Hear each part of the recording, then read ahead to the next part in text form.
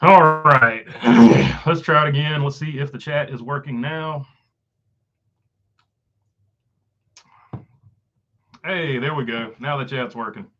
All right, good. So I'm just gonna start over.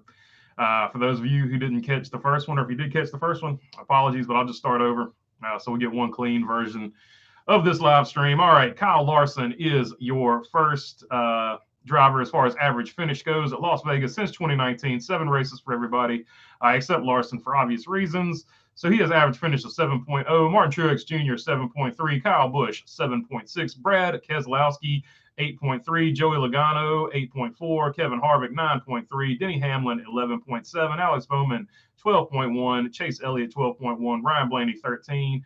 William Byron 14.4, Austin Dillon 14.9, Ricky Stenhouse Jr. 15.3, and Kurt Busch average finish of 15.7. Of course, two of these drivers, Alex Bowman and Kurt Busch, obviously not in this race because of the next gen car.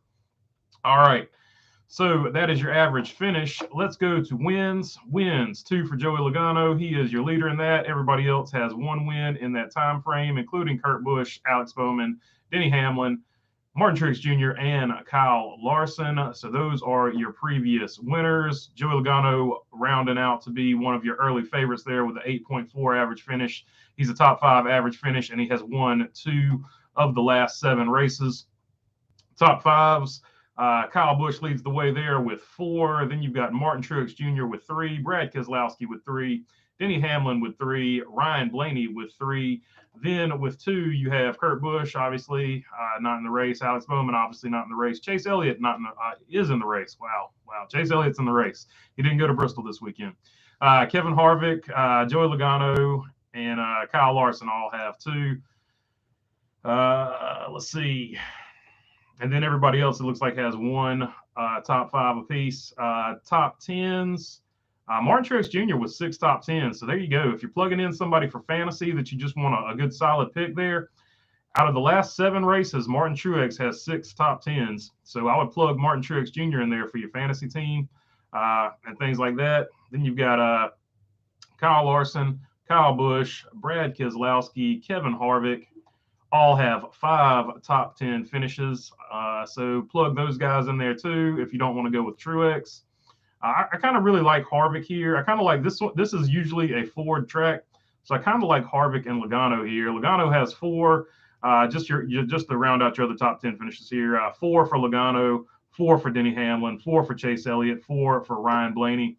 So it's looking like a Ford/Hendrick track. But like I said, don't count out Martin Truex Jr. With 6 top 10 finishes here. And as far as laps led go, Denny Hamlin has led 18% of the laps in the last 7 races. Kyle Larson has led 14% of the laps with 1 less race. Joey Logano, 13% of the laps. So if you're just looking at the stats, those guys sort of jump off the paper. Like Denny Hamlin, Joey Logano, and Kyle Larson. They're going to be your strong. If you're picking for a win, those are going to be your strong guys to pick from there. Also, don't sleep on Kevin Harvick. Kevin Harvick, 12.1% of the laps led. Average finish of 9.3. He doesn't have a win here, but he does have 2 top 5s and 5 top 10s. And of course, with all the controversy swirling around Kevin Harvick right now, you know he wants to go ahead and punch that ticket and get that win. And also, if you didn't catch the beginning of the first attempt at this live stream while the chat wasn't working on that one, just a crappy day for the new car, crappy day for a lot of NASCAR fans. Bummer that Kurt Busch didn't get to go out the way he wanted to go out. So that stinks. I think I'm going to just cut a whole video tribute to Kurt Busch, but it just really stinks. That news hit like a ton of bricks the other day. So we'll just have to see how that goes. But it just stinks that Kurt Busch didn't go out the way he wanted to go out, and it's because of this new car. And we'll leave it at that. I've spoken my piece about the new car. Mark Barnum says, how about that Deegan debut? So that's what I was trying to say the other day. I mean, I know a lot of you don't follow me on Twitter, but I do have a Twitter if you want to get on that toxic platform. I said on Twitter, Kevin Harvick, Jimmy Johnson. Kevin Harvick had an Xfinity Series championship and a Cup Series win. I think 2 Cup Series wins, if I remember correctly, before he ever won a Truck Series race. A lot of people don't remember Kevin Harvick's first few years in the Truck Series, and granted, it was in his dad's equipment, but his first few years in the Truck Series wasn't very good. In fact, it was a big deal at the time, and I remember it being a big deal because when he finally won a Truck Series race, I bought the diecast, like right there. Like that's how much of a big deal it was when he won that first Truck Series race. Sponsored himself with KevinHarvick.com. So that also, and I'm not saying Hailie Deegan will be anywhere near as good as Kevin Harvick. I don't think anybody. I mean, that's a hard litmus test to pass. But very similar back then. KevinHarvick.com. He was sponsoring himself. Hailie Deegan, of course, does YouTube, gets sponsors for herself, even though she wasn't sponsoring herself then. So it's there are some parallels there. Of course, and both were young. Like it took Kevin Harvick 3 years, three full seasons almost, before he finally got a win in that fourth season in the Truck Series, which he ran part-time and much better equipment. So the Truck Series doesn't really translate to cars. It is a great series. It's a great development series, and a lot of people learn a lot of stuff there. And people that are good in trucks can be good in cars, but just because you're not good in the Truck Series doesn't mean you're not going to be good in the Cup Series. In fact, Jimmy Johnson wasn't good.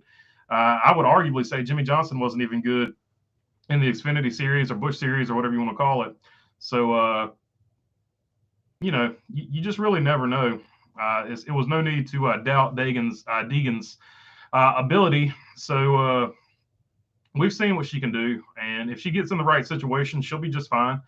So it's going to be interesting to see how that plays out going forward. She's obviously much better in a car than a truck, or the equipment was much better, one or the other, however you want to look at it. So it is what it is. Equipment is a key factor. Crew chief is a key factor. We've seen that all season. That's no real big surprise. Molten Rage goes playoff driver starting position, 24 for William Byron, 12th for Ryan Blaney, Logano P5, Ross Chastain P11, Chase Briscoe P16, Chase Elliott P20, and Denny Hamlin P31. So there you go. Even though Hamlin's got good numbers, he's got a rough starting spot. So if this is one of those tracks where it's going to be hard to pass, it could be an issue. Ryan Blaney with a P4 starting spot, that's looking good. William Byron with a P3 starting spot, looking pretty good. William Byron 14.4 average finish, 1 top 5, 3 top 10s. So there you go for that one. Joey Logano, like I said, don't sleep on Joey Logano. Joey Logano, if he's ever going to be a sleeper, this will be a track he's a sleeper at. Joey Logano, of course, with the 8.4 average finish, 2 wins and 4 top 10s, two top 5s in the last 7 races. I like his starting position, and I like his stats there. Ross Chastain, you can't count him out this season. Chase Briscoe, P16. I don't even see Chase Briscoe's numbers are up here, but he had such a bad season last year that wouldn't surprise me. Chase Briscoe is always a wild card. Chase Elliott, P20. That's another rough starting spot, but he's got good statistics here too. So decent picks. I like them. Macho Man shirt. Oh yeah, appreciate it, Bumblebee. With the super chat there. Always much appreciated. Leon's Automotive says, good morning from Alex Bowman's hometown of Tucson, Arizona. I hate to see him missing today, but excited to see Gragson have a fast ride today. That's from Leon's Automotive. That's for sure. So, of course, Noah is going to fill in for him. And who's in the 16? I didn't even look at that. Who's going to be in the 16 this week? Because I think Noah was supposed to be in the 16. Did they just plug in AJ? Is AJ Allmendinger the guy they plugged in? I haven't even looked at the starting lineup. I worked at Ace Speedway last night. They're a big Rodney Cook deal. Final race of the season for them. And Lane Riggs won the race. He put on a battle with Bobby McCarty. It was a great race. Caden Honeycutt was leading. He cut down a tire. Ryan Millington wore him out the first 100 laps of the race, and then his car just went away. He said he wasn't even pushing it. Ryan Millington's another one you guys need to jump on. If somebody could get him some funding, I think he'd be tough in a ARCA or Truck Series car or truck. But yeah, it was a great race, and some up-and-coming NASCAR studs were definitely in that race. Robin Mark says, hey, from Canada, as a Kurt fan, I'm furious and blame NASCAR. I'll cheer for Harvick. There you go. That's the sentiment. Thank you, Robin, for that. And what's up, Canada? Yeah, that's the sentiment a lot of people have. it's just been bad news after bad news for NASCAR. That's why I don't want to harp on this. I'm trying to stay positive. Last night's race at Ace really reinvigorated me that racing is still fun and short tracks are still good. But NASCAR news has just been overwhelmingly bad news recently. So I'm trying to just be positive about it. I'm not gonna sit here and deny that it's bad news, but this is just another. It just stinks that the car took him out. The new car took him out. So we'll leave it at that, and that stinks. Blaney for the win, says Mark Barnum. That's not a bad pick. And he's rolling off P4, and he's got good stats here. I like it. I like that pick. I also like the Joey Logano pick. It's looking like a Penske day by the numbers. What's up, BB? I'm taking Kyle Busch for the win today and dedicate it to Kurt. Oh, that's a good point, Swan Dog. You never discount a man at his home track. And also, he says, I hope we see the Busch brothers in the Indy 500 next year. Me too. Hopefully that can be pulled off. And also, I hope Kyle Larson's in it as well. And of course, Jimmy Johnson. I hope we get to see 4 Cup guys in the Indy 500 next year. That would be really cool. But that's a good point, Swan Dog. You never discount a home guy at his home track. And you definitely never discount Kyle Busch. And Kyle Busch, you have to imagine, would be motivated for this particular race. So motivated Kyle Busch at his home track, hard to bet against. So that's not a bad pick at all. Skylar Fitzgerald says, top of the morning to you. Top of the morning, Skylar. Good to see you on here today. The Busch brothers in the Indy 500 will be amazing, said Leon's Automotive. I agree. 4 Cup drivers would be really cool too. Dreaming that dream. Dwayne Mansell says, I missed the race yesterday. How is the track? According to everything I saw on Twitter, obviously I was at Ace, but according to everything I saw on Twitter and the highlights I saw, they threw a rando caution at the end of that race that was very controversial. Apparently a car just got loose and never really made contact with anything. They threw the caution, and it took, basically, in most people's opinion, took the win away from Noah Gragson. Got Josh Berry close enough to make that pass and get that win. Shout out to Josh Berry also, by the way. Good win for him. But once again, NASCAR gets called into question for trying to engineer a good finish, because most people saw that caution as very unnecessary. Once again, just bad. Like I can't escape it. I'm trying not to. I do this to bring fans to NASCAR, but I can't escape the fact that there's just so much negativity or bad press going out there. Mark Bukowski says, "Hey everybody, the sun is out. All my chores are done. Motorcycle ride, cup race, dinner. Life is good." That's awesome, Mark. He's had a big day already. So good for you, man. It is a good day for a motorcycle ride around here. It's about perfect weather for it. Not too cool, not too hot. Chris Davis, what's going on, man? Let's see. Skylar Fitzgerald says, Chris Buescher, Castrol car. Yeah, that's one of Roush's better paint schemes. Are they both doing the Castrol car today, Skylar? I think they are. They normally run both of them at the same time, but that's a good. That is a really good looking Castrol car. Probably one of the best ones ever. John Force Castrol schemes were very, very popular back in the day, but in my opinion, these new Castrol schemes. Try to say that real quick. Outdo that one. Provocate says, yeah, AJ's in the 16. So that's what I figured when I saw Noah was going to fill in for Bowman. I figured they just plug AJ in because it just makes the most sense.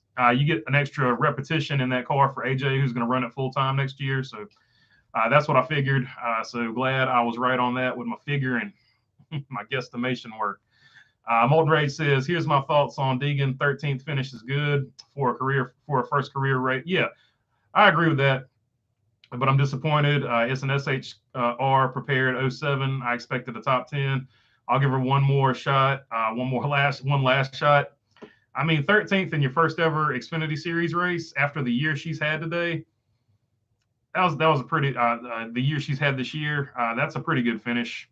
I wouldn't sweat it too much. She's going to have most likely she's basically going to have a full season there next year. If I'm guessing, she hasn't released any news to my knowledge that she's going to run full time, but that would be my guess because Ford does not have any trucks hardly in the truck series.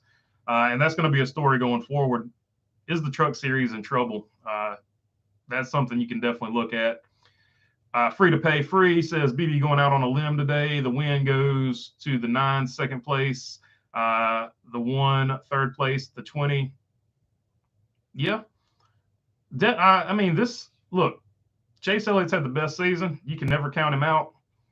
But looking at the starting positions and qualifying and all that, they're definitely going to have to hit the setup. And the other thing I think with that is you've seen all season the playoff drivers have been very conservative in the playoffs.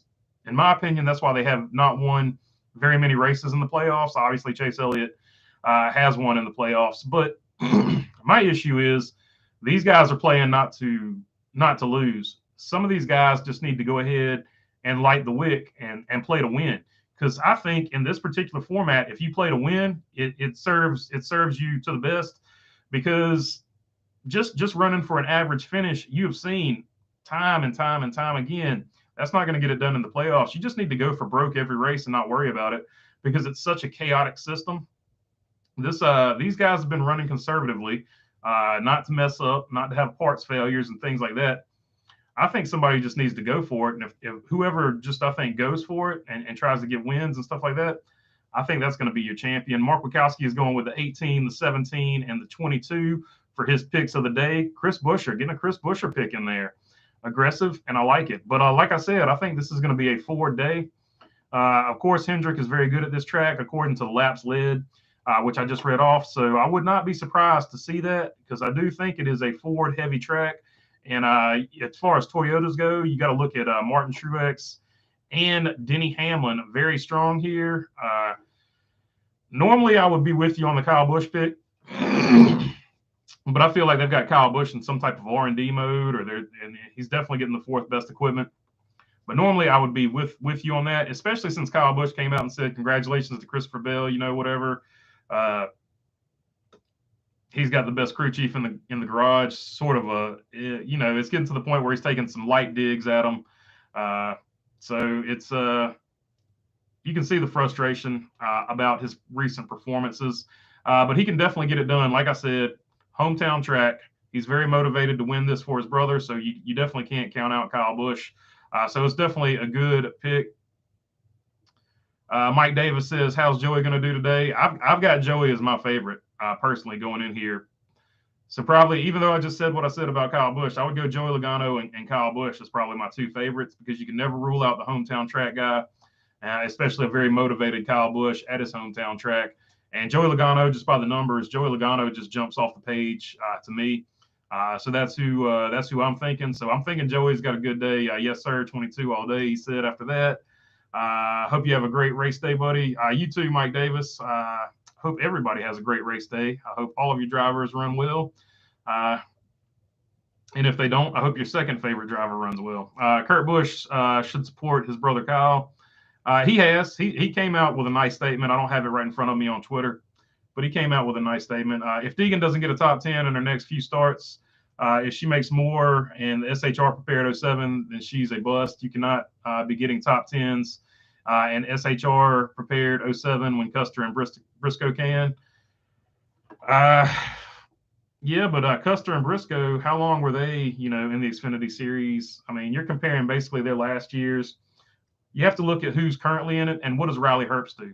So as far as comparing her to somebody, when she starts running full-time and Riley Herbst runs full-time, that's who you're going to compare it to. You got to compare it to Riley Herbst because that is the current person in the equipment. It is what it is.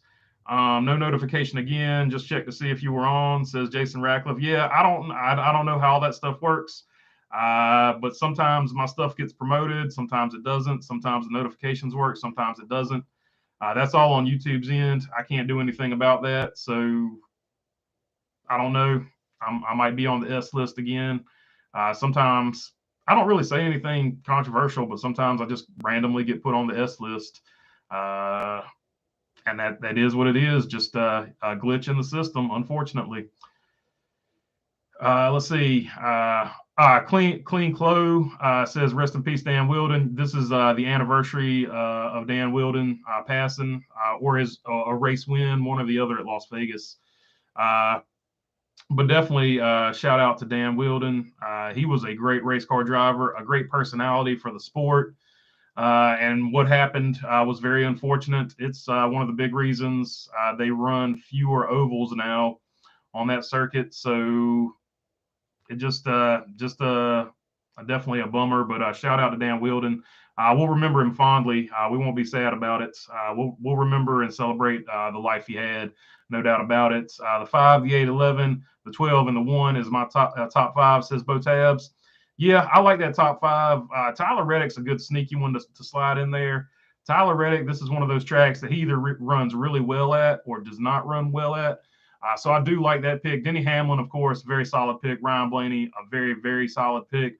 And you can never go wrong with Chastain. And then, like I said, you look at the numbers for Larson, 14% of the laps led, 1 win, and 5 top 10s and 2 top 5s in his last 6 races here. So those are definitely solid numbers. Not that Kyle Larson would ever be a sleeper, but this would also be a track that you don't really think about him winning. And of course, I've got that car right there. Yep, that car right there is the Las Vegas win, the Las Vegas winning car that he started the Larson era with, of course. Mark Barnum, they threw the caution for Brandon Jones starting to spin, and Bain did the same early in the race, and they never threw it. It was a BS caution at the end, says Mark Barnum. That's right. So I thought I didn't have context. I was just seeing the clips on my Twitter. But yeah, I saw him lose it and catch it, and I thought people were like, "Wow, he lost it and caught it." I was like, that wasn't much of a catch. So I didn't have the context. But yeah, if that's what they threw the caution for, that's suspect at best. A little sus on that, no doubt. So let's see. Two Penny Puppet, appreciate the super chat there. He says, "Good morning, world. Game day. Let's do it." I like it, Two Penny Puppet. I appreciate the love there. No doubt about it. It is game day, no matter where you're at.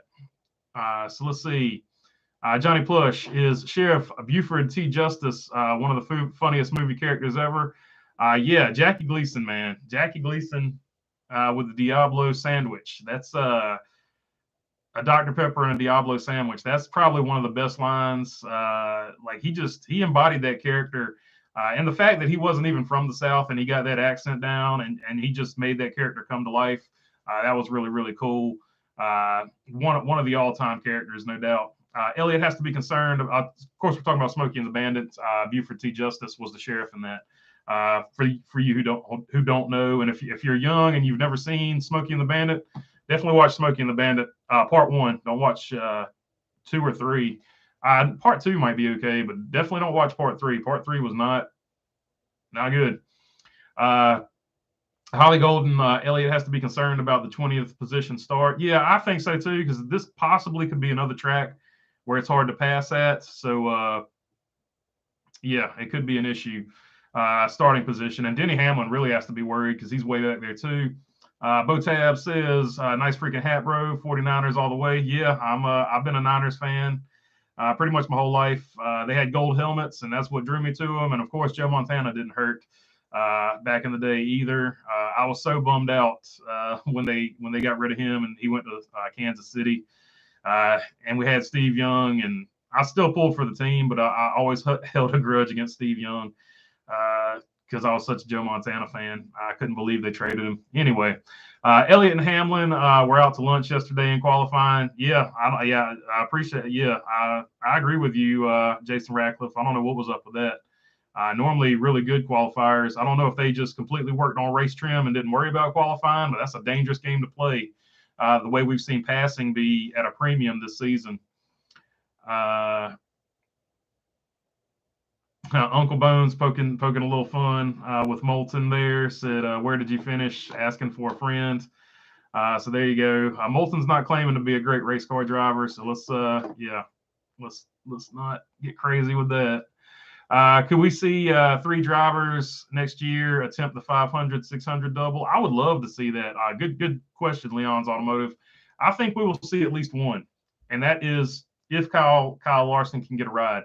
Kyle Larson would definitely do the double. He would do a triple probably if they could figure out a way to get him from Monaco to wherever. So I think there's a chance that we see a double with Kyle Larson.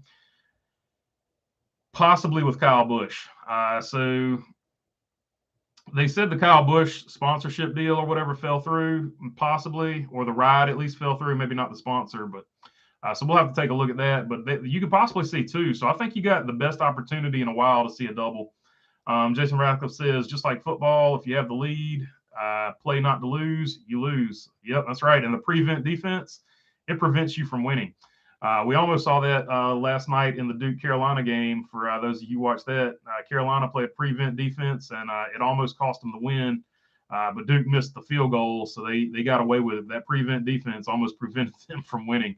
Cassandra Keller says, good morning from North Idaho. Happy for Deegan, the place in the top 15. Yeah, she had a good run, and she's just, for whatever reason, I don't get it. She's just really polarizing. I guess because she has a YouTube channel, and that's a bigger deal, I guess, than her actual racing career as of right now. But I don't know. She gets a lot of attention, and not all of it's positive. She had a top 13, so I mean, that's a good run, especially for your first Xfinity start. So we'll see what happens going forward. Stupid Roofer says Newman damn near broke the system a few years ago. Yeah, no doubt about it, Stupid Roofer. And Daniel Hemrick broke it in the Xfinity Series with one win. the last race of the year, he gets one win. So he broke it last year. Moulton, drivers who get points in a Cup race can't race Xfinity during the playoffs. So what happened to Elliott in the Cup race and the Roval can't happen to Xfinity drivers. So there you go. Bringing new fans to NASCAR driving fans away, hurting drivers and upsetting owners and drivers with funding. Junior doesn't want a charter now. Stay positive. Go Kyle, go. Yeah, so that's a fair point. It's been such, and that's a lot of the speculation, and myself included. That's what I'm speculating on why Dodge pulled out. I think Dodge pulled out because just so much bad press. And Bumblebee said it was Haley's first race. So yeah, and that's what I'm saying. We'll cut her some slack. 13th is good. I'd love a 13th place finish in any touring series. So yeah, a lot of bad press here recently for NASCAR, and I think that's why Dodge pulled out. They're going to struggle until they can get this car safe and they get the racing on the track better. And they're going to have to pay the owners of the teams more money. They're going to have to do a lot of things here because they're getting hit from every angle at the same time with a lot of bad press. So they need to really get their shit together.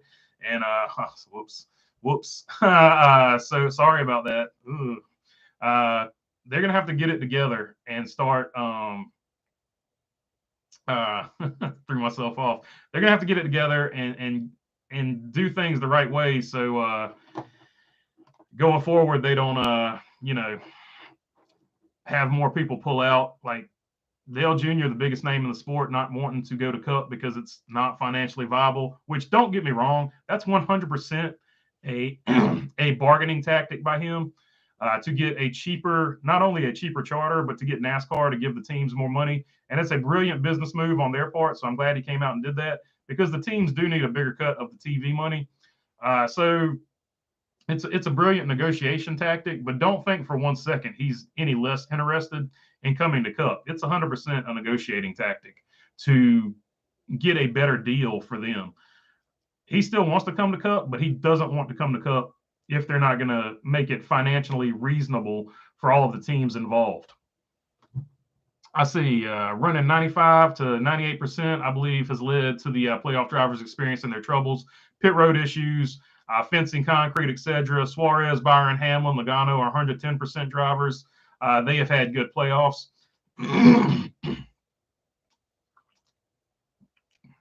And to your point, Leon's Automotive, they showed in the last, I think, 6 races, the drivers that had the best finishes. And I think they showed 8 drivers, and six out of the 8 drivers who had the best races in the last 6 races or whatever were non-playoff drivers. And what that tells you is it's not that the playoff drivers have worse cars or anything like that. It's just showing you that they're playing ultra conservative. And if you don't get out of that mode, it's going to hurt you, in my opinion. So I'd like to see him go for it more, especially in this system. You can't play it conservative in this system. But with only 8 cars remaining, I think this is when you just basically unleash them and say, hey, just go for it, because just having good solid top 10s is not going to get you where you need to go, because there's 8 cars left. The top 10 makes you the last of those 8 cars, if those 8 cars all finish in the top 10.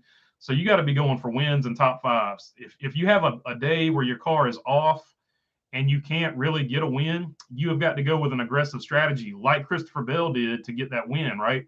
He said, hey, we don't have the speed to win this race, so we're just going to go off strategy, try to make something happen. If we have a bad race, we have a bad race. We're having a bad race anyway. So that's what I thought was really good for Christopher Bell last race. They said, hey, we're going to have a bad race anyway. We might as well go all out, go for it, stay in this race as much as we can. And then if we catch caution, we'll just do the opposite of what everybody else is doing on this caution. They did the opposite of what everybody else did on that caution, and it got them a win. So that's the type of mentality you have to have when you're having a bad day anyway. A top 15 when you're having a bad day, strategizing to get yourself a top 15, not going to get it done in the round of 8. So they really need to start going for it. It's time to see the guys that got into the playoffs start dominating again, because these other drivers are not going to cut them any slack. And this is also the first year that the drivers not in the playoffs have not shown any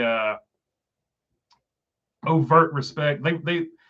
Typically the guys not in the playoffs gave too much respect to the guys in the playoffs. And this is the first year that they've said, I don't care that you're in the playoffs, I'm here to win too. So that's been another change this year as well. Dwayne Mansell said, I've never missed a notification. Yeah, it's just really funny. I'll tell you a story about that. How the only reason I know for a fact that it's like that is I have just a separate account to sort of keep up with the channel, to see what you guys can see, a burner account, if you will. And I was looking at that account one day, and I was trying to find the Bologna Burger videos and stuff like that. And I was like, dang, I can't find the Bologna Burger videos. So I finally looked at all the things I was subscribed to with that channel.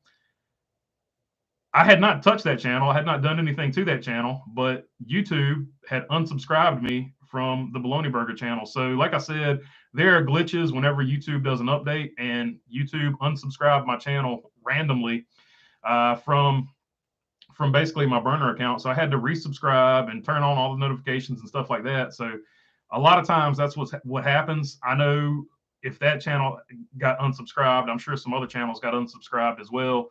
And probably when those other channels unsubscribed, maybe they didn't hit the notification bell again or something like that. There's all kinds of crazy things that can happen. And I don't think I'm being targeted or anything like that. I think they just had an update, and it affected some channels it didn't. This time mine got affected a few different ways. And I always know when they do an update, because I'll come and I'll be missing like 25 or 50 subscribers, and I'm like, well, I guess we had another update and they kicked some more people off my channel. So it is what it is. That's why I don't worry about that stuff anymore. I just let it play out like it plays out. But yeah, it would probably, in some situations, it would probably affect your notification bells and stuff like that too, was my point. So I'm not a YouTuber crying victim or anything like that. I know when YouTube does updates, because I can see it on my end. I'm like, oh, look, we lost 10 or 20, 50 subscribers. YouTube must have done an update. So it doesn't surprise me that stuff like that happens. It just stinks. But because I want everybody to know when I'm going live and stuff like that. But it's a glitch. I'm sure they'll fix it. They normally do. So I'm not going to worry about it. But hopefully they get it fixed pretty soon. I'm not even crapping on her finishes. I'm just saying when she makes more starts, I expect at least top 10s. It's cool she finished 13th. I'm just saying in the future. I mean, she has a lot of hype behind her, Moulton. There's no doubt about that. So whenever you have a lot of hype behind you, you're going to get more attention. My only issue is she's not necessarily bringing the hype. It's the mainstream media that's bringing the hype. She's trying to do this thing the right way. She's tried to come up slowly, get laps, get seat time under her belt. It's not her that's like, hey, look at me, other than her YouTube channel, which she has come out very vocally and said, I do the YouTube channel so I can get sponsors. But it's not like she's out here saying, hey, look at me. It's more or less like the mainstream media going, hey, look Hailie Deegan has 500,000 subscribers on YouTube. She's doing all this on these other social media platforms. She's popular, so we're going to push her. It's the mainstream media pushing her to get clicks and views. They're using Hailie Deegan's name to get clicks and views. The same way some people make 15, Dale Jr. videos on YouTube. They know if you talk about Dale Jr., there's a better chance of you getting clicks and views. They know if you talk about Chase Elliott, there's a better chance of you getting clicks and views. There is a reason that NASCAR talks about the people they talk about. The mainstream media talks about the people they talk about. It's because they have these numbers and these algorithms and these systems. They're like, hey, if we talk about this person, and it's down to a science. If we talk about this person and put the word in, put this series of words in, we know it's going to get a ton of views. So that's 100% the bigger part of it. But as a consumer of that content that they're producing, you do get burned out on it. So I would compare it to, if you go to another sport, Jeremy Lin, when he played for the New York Knicks, lick that like button. New York Knicks, you had the Linsanity thing, and a lot of people got tired of Linsanity. Tim Tebow, everybody got tired of Tim Tebow because ESPN beat it to death.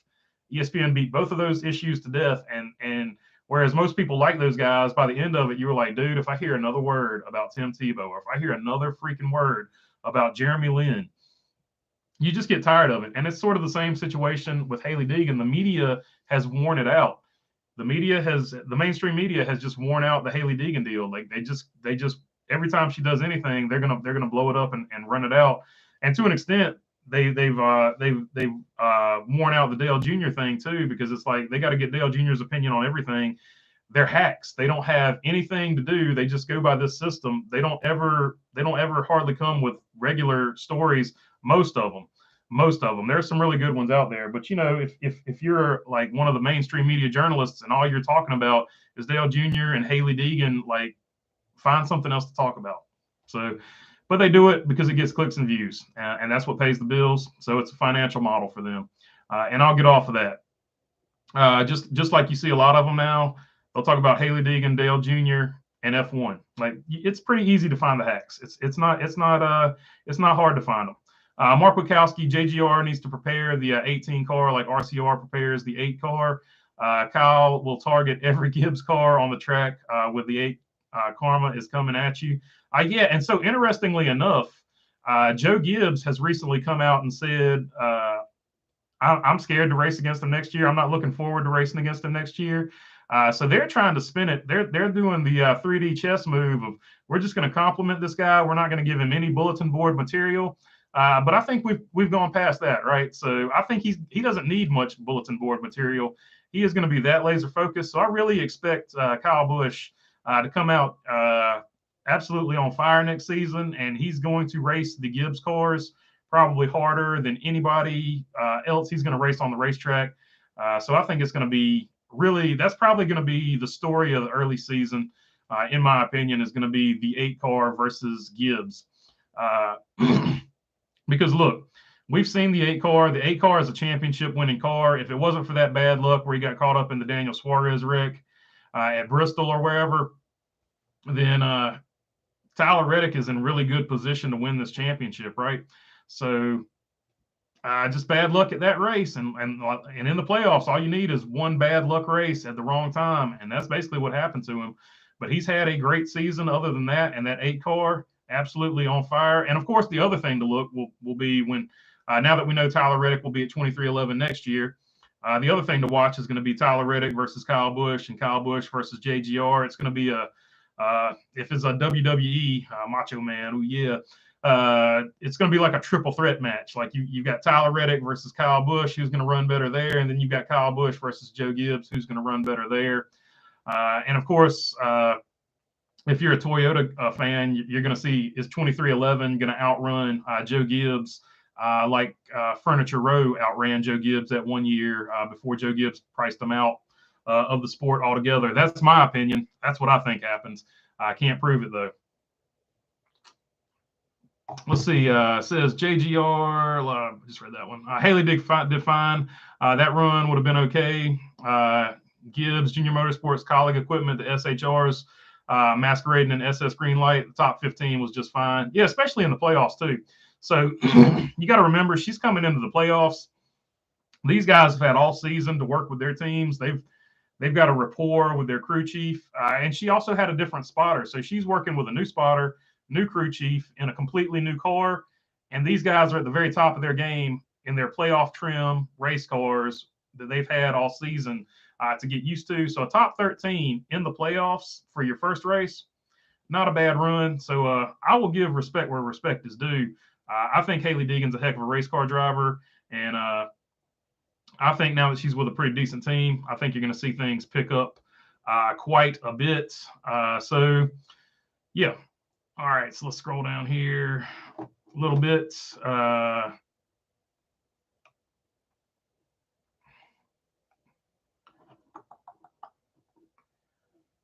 Free to pay. I get no notifications on YouTube, but reminders I do. Yeah, so like I said, it's just a glitch with the YouTube system. I don't want to harp on that. I don't want to be one of the YouTubers that are like, YouTube's messing me over. They're not messing me over. It's just an update, and I got caught in a glitch on it. Not a big deal. They'll fix it. Leon's Automotive. If we're looking at Team Penske today, let's not sleep on Cindric. He's got a fast hot rod as well. Yeah, so that's a good point. Austin Cindric, like you would expect any rookie to be, he's been really good at some racetracks. He has had a learning curve, let's say, at other racetracks.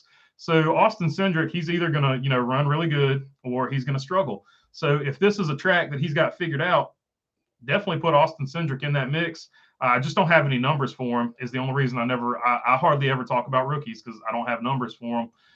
So Austin Cindric's definitely a talent, though, so you can't count him out. You can't count anybody out in a Penske car at this track. Penske car is looking really good at Las Vegas. 2 is okay. 3 is milking a dead cow, says Angus 420. It sounds like tires may be an issue at this track. So, okay, that might be another track where we have issues with the tires. No doubt about it. Of course, if the 18 had a crew chief in Cup, yeah. So, like I said, he's Jason Ratcliffe with that comment. Yeah, he's not happy about losing Adam Stevens. He called him the best crew chief in the garage when he was asked if he was surprised that Christopher Bell is doing good. He said, "No, I'm not surprised he's doing good. He's got the best crew chief in the garage." So you've got to imagine, even though it was, I guess, Adam Stevens, that's what they're selling it as. It was Adam Stevens' decision to leave that team. You got to imagine that Kyle Busch was sort of mad that he might not necessarily been mad that Adam Stevens was leaving, but he was probably not very happy that he got the youngest crew chief in all of Joe Gibbs Racing, where he probably looked at it as, I have to train this crew chief, whereas I should be getting a crew chief that's a veteran that can help me win championships. I think that is more or less how he probably looked at it. And as a veteran, that's 100% how you would look at it, because he's at the point in his career where he's like the New York Yankees. We're here to win championships. We're not here to run second or third or anything like that. So that is pretty much where Kyle Busch is at in his career. And you could see that would be sort of where he falls on that. And that's probably why he made those comments. You're probably going to hear more and more as the season goes on, and at the beginning of next season, you're probably going to hear more and more sound bites about his disgruntled nature at Joe Gibbs Racing, because that's just who Kyle Busch is. He's going to be vocal about things that bother him, and some people like that, some people don't. But that's the way I see that one. Let's see here. Bumblebee says, Moulton, it just sounds super critical to discredit her 13th in her damn debut. Just saying, yeah. Like I said, she just gets a lot of it. We're talking about Hailie Deegan here. She just gets a lot of attention, and some of it good, some of it bad. It is what it is. We're not gonna keep talking about that. We know Moulton's position. We know everybody else's position, so we're gonna let that one go. NASCAR needs to just admit failure and go back to the Gen 6. They can't go back to the Gen 6. I agree with you, Angus 420. That would make the most sense. And like I said to begin with, they should have rolled this out like they rolled out the COT. They should have ran like 12 or 15 races with the new car, see what it does. And that way, if you get a safety situation like this, you can go back and fix it. That's not how they decided to do it. They decided that we're just going to go all in, and we like this new car. We like the numbers we're seeing, right? That was the damning quote that they're forever going to be stuck with. Their Titanic quote, the unsinkable ship. So they went with, hey, we like the numbers we're seeing. We're going to go full season with this new car. We're not going to do it like the COT, and it has come back to bite them in the butt. So it is what it is. There you go. I don't know about John H. over Trevor. Okay, so that's a pretty good debate. I don't know about John Hunter Nemechek over Trevor Bayne, but neither has knocked their socks off in top Xfinity equipment, in my humble opinion. So yeah, John Hunter Nemechek, pretty man in trucks. He has not had the same results over there in the Xfinity series, but he did have a good rookie season in Cup. So, like I said, you just never know who's going to translate the Cup and who's not going to translate the Cup. Now his Cup season was up and down, but he did more in that front row motorsports car than a lot of people had done when they jumped in it. So you just never know how somebody's going to play out when they get to the Cup Series. Jimmy Johnson, classic example. Jimmy Johnson did not light the Xfinity Series on fire. Oh man, got to take a cough drop here. Didn't light the Xfinity Series on fire, Busch Series, whatever it was called back then. But then he got to Cup, and the rest is history, right? 7 championships. They changed the chase format because of Jimmy Johnson and Chad Canals. There you go. Not sponsored, but Fisherman's Friends, like some of the best cough drops ever. Check them out if you got a sore throat. Anyways, I do not like the fact that Josh Berry makes the championship, even though he wasn't good in the playoffs so far, which means one of the better drivers is going to get kicked out. That's the playoffs, Moulton. That's everybody's complaint about the playoffs. So, and that's the way. That's the reason the playoffs were basically invented. So that's what NASCAR wants. That's not basically what any of the fans want. Let's see. Jason Ratcliffe, they have already gone backwards. A car with no airbags is probably safer, says Angus 420, talking about the new car as far as safety goes. Adam Alfredson says Cup drivers should be 100% banned from running Xfinity and Truck Series races in order to promote the development of young and upcoming talent. To an extent, I think they should get 5 races over both series. Like if you want to run 2 truck races and 3 Xfinity Series races, and none of those races can be run in the playoffs when the championship's on the line and stuff like that. So I think that's the way it should be, because you do sort of need them to sell tickets to those lower divisions. And it is also the other thing I want to say about it is it's a good litmus test. So if you see a guy go out there, now this happened at Slinger and late models, but I'm going to use this as an example for the Xfinity Series because I can't think of one off the top of my head. But if you see a driver like Eric Jones beat Kyle Busch in the Xfinity Series like he did at the Snowball Derby in a super late model, that is a good litmus test of how much driving ability and how much driver craft a driver has. So I don't want to eliminate them completely from those series, but I do. And NASCAR's done a good job. I would just limit more races. Like you get 3 races tops in either series. So you can get like two in the Truck Series and you can get 3 in Xfinity. But it is good to see what those guys can do against, back in the day, we called them bushwhackers, Cup Series drivers. So I would like to see them in there, but not in the playoffs, and definitely no more than 3 races. Like they shouldn't get any more than 3 races. But I do agree with the sentiment of what you're going with. They shouldn't be able to run a full season like Harvick did one year when he won the Xfinity Series championship. And then I think Clint Boyer, he ran like over half the season. Him and Scott Wimmer and maybe Kevin Harvick all shared in a owner's number championship, even though somebody else won the actual title that year. I think Jeff Green maybe won the title that year or something like that. Let's see. Cup drivers bring the money to the lower series, making it better and talent moving forward. That's definitely the sentiment there. That is definitely why they're there. But like I said, we should limit them to 3 races. I think 5 races is actually too many. So I think about 3 races maximum in the Xfinity Series, 2 races in the Truck Series because the Truck Series runs fewer races. I think that would be the best bet. Bumblebee says we clown around here. So yeah, Moulton, they're just having some fun with you. Don't take it serious, man. They're just picking at you. They're not coming down on you hard.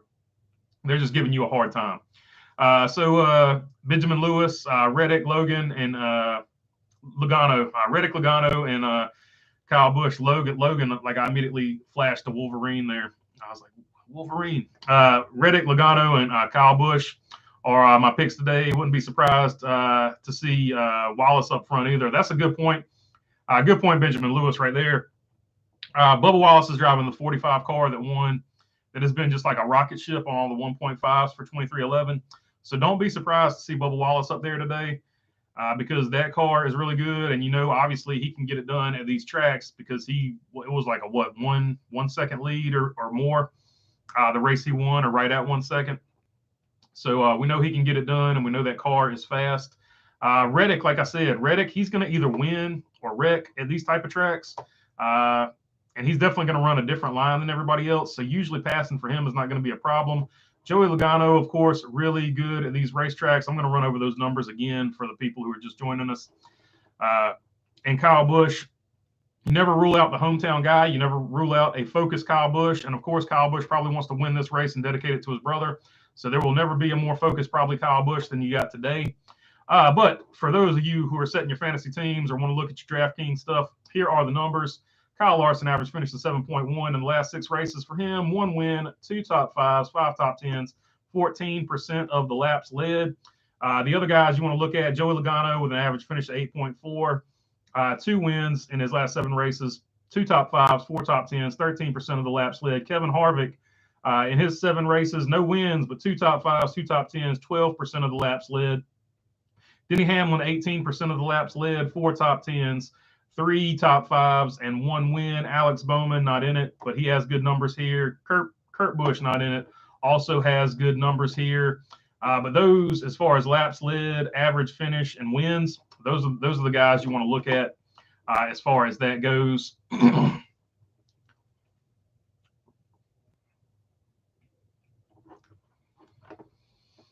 Bumblebee says the winning edge. This new car has given everyone has all the non-playoff guys with that feeling they can just do whatever. And honestly, I'm okay with that. Yeah, I was never a fan of giving the playoff drivers more respect because they're in the playoffs. Bump that. You're there to win a race. Go win that race. Angus 420, the non-alphabetized subs is annoying when you have 300 subscriptions. Yeah. I feel you, Angus 420. I know exactly what you're talking about. They usually kick the bot subs for every update. Yeah, that's probably part of it too. Let's see. Ty Gibbs, Justin Allgaier, AJ Allmendinger, Noah Gragson, one of those 4 is going to get kicked out and will not race for a championship, even though all 4 of them have been the best drivers. That's the playoff system, brother. I mean, I've talked about how bad the playoff system is for quite some time, so it is what it is. I have to agree with you about JR and the charter. He's calling it a bubble.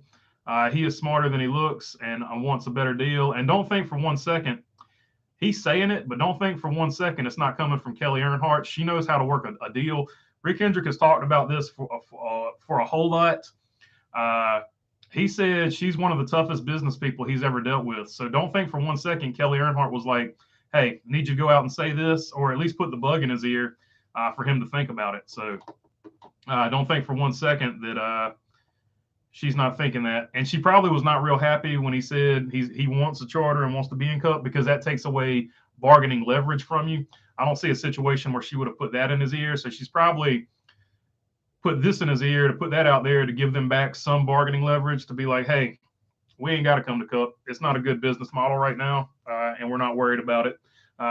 If y'all make it a sweeter deal for us, we'll think about coming back to Cup then. So I think that's basically what's going on. They're using it as a bargaining chip. but I also think they're serious about it. It's not just a bluff. It's something they're actually going to do. Like if NASCAR doesn't give the teams more of the TV money, then they're out. But it is a bargaining chip. I feel like 2311 has been showing up for JGR lately. Some of the some of the personnel they've picked up along the way this year is something is firing on all cylinders over there right now. Yeah, the last half of the season, 2311's been on fire. They got off to a bad start, all the pit road controversy and all that crap. But after they got over that, they've been rolling.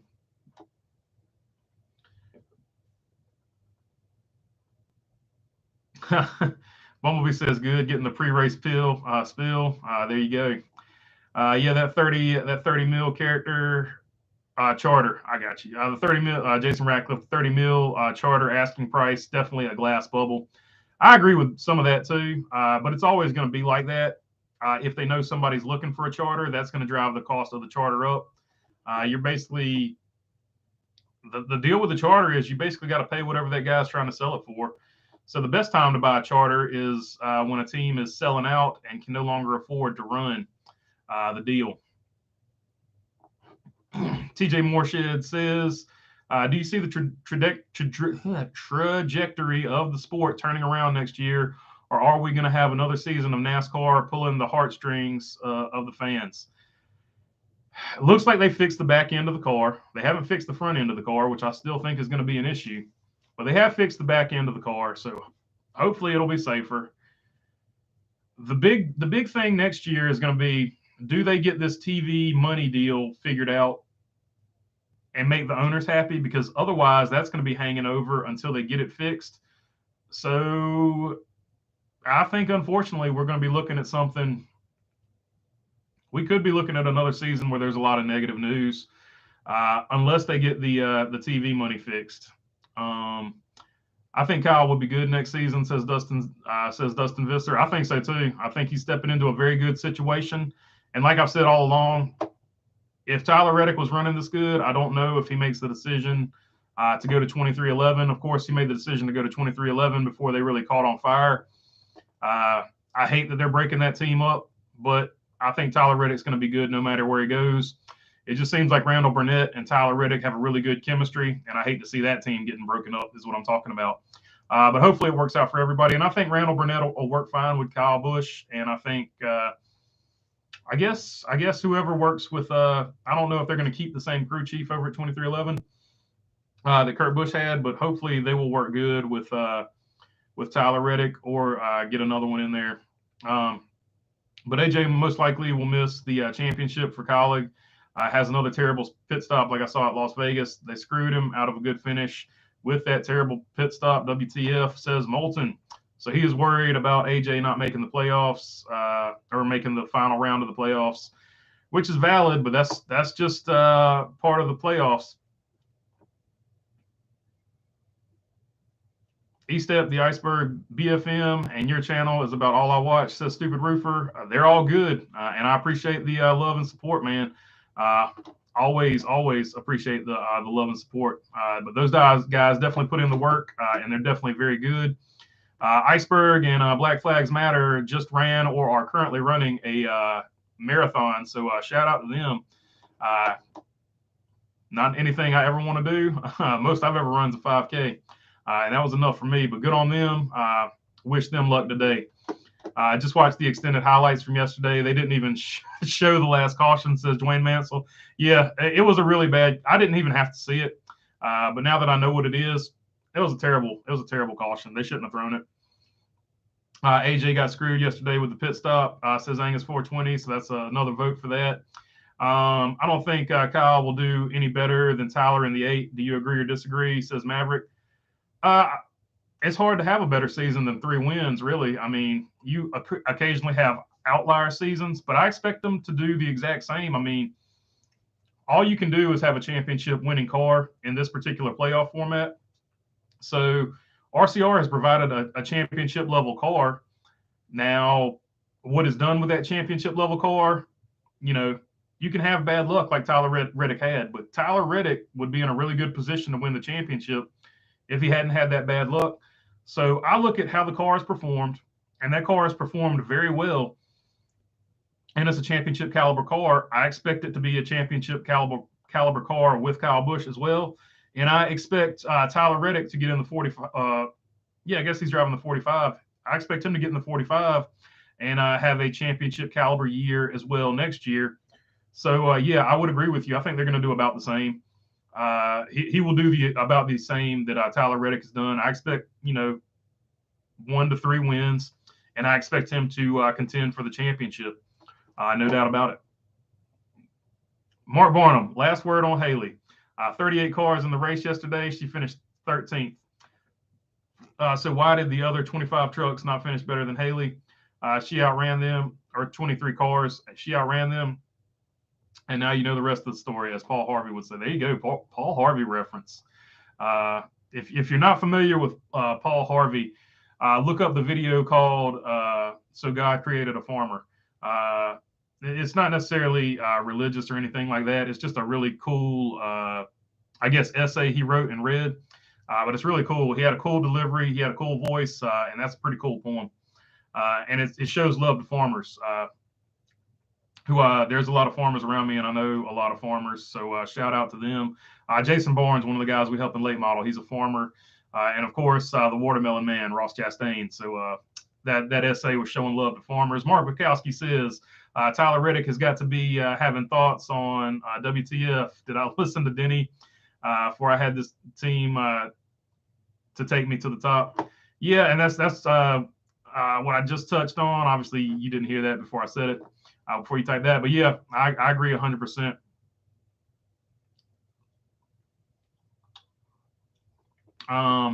Let's see. I think it's 420 says, I think what causes Deegan to be polarizing is her posting bikini pics as her thumbnails.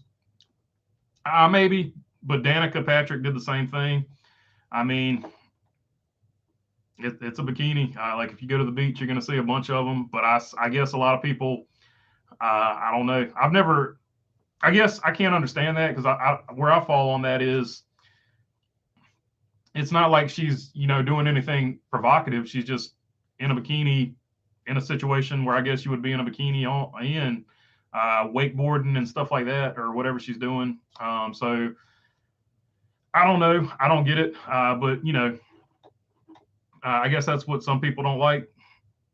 Here's the deal. And this is what I've always said. If people don't like you, they weren't going to like you to begin with, and they find a reason. So I don't worry about, haters, because if they hate you, they hated you to begin with. They're just using whatever as a reason. So I try not to worry about stuff like that. I'm just worried about, on track performance and things like that. And she's had an up and down truck series career, but she showed yesterday what she can do in a car and in the Xfinity series at that level in the playoffs. And a 13th wasn't bad. It's a good start. So, and I'm not going to make more of it than it is. It's one start. It's 13th place finish. She's got potential. I've always thought she has potential. And whether it pans out or not, I think she's done it the right way. She spent several seasons in the truck series before she made her debut in the Xfinity series. And now that Ford doesn't really have a truck for her to go into in the truck series, she's basically going to be forced to the Xfinity series. But here's what I've always said about trucks and Xfinity. I think it's lateral. It's not like you move up to the Xfinity series. I've always hated it when people say that. The truck series and the Xfinity series, pretty much a lateral move. You're going to get very good competition in both of them. I think from either one of those, you could move up to the Cup Series and be just fine. We saw John Hunter Nemechek run a truck. He moved up. He had it was up and down year, but he showed a lot of potential in the Cup Series when he ran for Front Row Motorsports. So it is what it is. I wouldn't be too worried about it.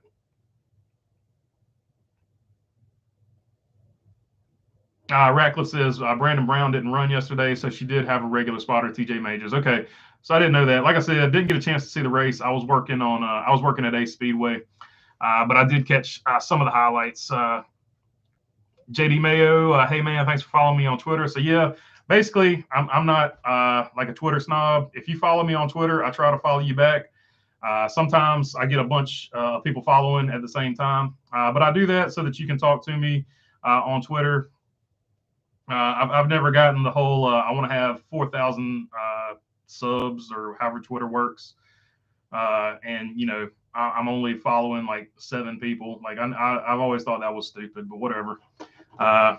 I go 1 for 1 over there, and I don't care. I don't care about like I guess looking cool on Twitter. But yeah, I am. Oh, the Gloctopus says that shirt. Ooh yeah. Hopefully that was a good Macho Man. I don't know. Sounded good in my head, but you never know how you sound in real life. I'm getting a Sears point set from the 1990s Diecast Racing Champions 164. I can't wait to get it for stop motion videos. So there you go. That was the thing back in the day. Not a lot of people remember that, but Racing Champions was like the original. They weren't the original diecast. Ertel was the original diecast, but in the 90s, Racing Champions relaunched the diecast fad for NASCAR or whatever. So Racing Champions has a soft spot in 90s kids' hearts. Jason Ratcliffe didn't notice the shirt. Oh yeah, brother. So yeah, that's a Macho Man shirt. Wearing the Macho Man shirt today.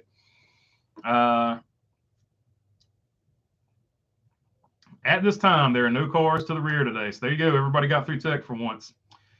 Yeah, don't worry about spell check and autocorrect. Don't worry about that stuff.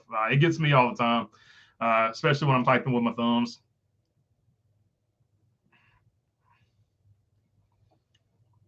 I'm saying move my namesake up to Cup in the 18. So there you go. Let's see. Swan Dog. I don't know about better than Reddick, but Rowdy better not do worse or it's going to be bad. I don't think that would happen. I mean, there's a chance it happens. If he gets off to a slow start, of course, that'll be what the media spins up. That's what the media likes to do. They like to spin things up. There's no doubt about that. But things always even out. So even if he gets off to a slow start, it'll be fine. Jason Presley was Deegan's spotter yesterday. Robert Presley's son, of course, I think. So that was cool. But I guess because Brandon Brown didn't run, she got TJ Majors back. Or maybe they co-spotted. I don't know. Greetings from South Africa. South Africa, what's up? Bravo 5 2016. So what's going on, South Africa? That's awesome. Okay, so Jason Ratcliffe said, I stand corrected. You're right. So Jason Presley was a spotter for Deegan. So like I said, Deegan was working with all new everything, right? And she gets a top 13 in a playoff Xfinity Series race. I think that shows where the potential's at. She's got potential to be really good. Now, I'm not saying she's going to win championships or anything like that, but she's got the potential to be good. She could potentially win a race in the future if she continues to build on that potential. That's all I'm saying. Zach H says if she gains 100 pounds, see what happens to TV time and skill level. I mean, it is what it's part of the package, man. There's to your point, Zach H. If Ryan Blaney, I'm going to counterpoint you here on that. If Ryan Blaney gains 100 pounds, we'll see what happens to his TV time and fan support. There's always two sides to that street. I just assumed Brandon didn't run. TJ would have been her spotter. Yeah, it's all good. No worries. Everybody misses it here and there, Jason Ratcliffe. I miss it sometimes, and I hear about it when I miss it. So don't worry about it. Molten Ray says, Bob Pockrass has picked Cole Custer as a long shot pick for the race. No way. I need fresh air. There's no way. It is actually a holy cow. The Bob Pockrass chose Cole Custer as a pick. Surprised emoji. So there you go. I was wondering when you were going to talk about Cole Custer. This has been the longest. I think this has been the longest. We have streamed 1 hour, and this is your first Cole Custer comment, Molten. So I was wondering if you were off the Cole Custer train, if you had become a Haley Deegan fan all of a sudden. So I'm glad we're back to normal here. If Bob is picking Custer, I'm picking Cody Ware, and JJ Yaley says Angus 420, and there come the critical. The anti-Cole Custer remarks right off the bat. Of course, if you're new to the channel, people like to pick at Molten. Molten is a Cole Custer super fan, and every time he says something about Cole Custer, people play around with him and give him a little something back. So it is what it is. Stupid Roofer says the playoffs are garbage. I agree with that 100%, but some people like them. I'm just not one of them. And I just try to keep it real. It is what it is. I'm not going to sit here and rant about it, but I don't like them. But it is the system we've got.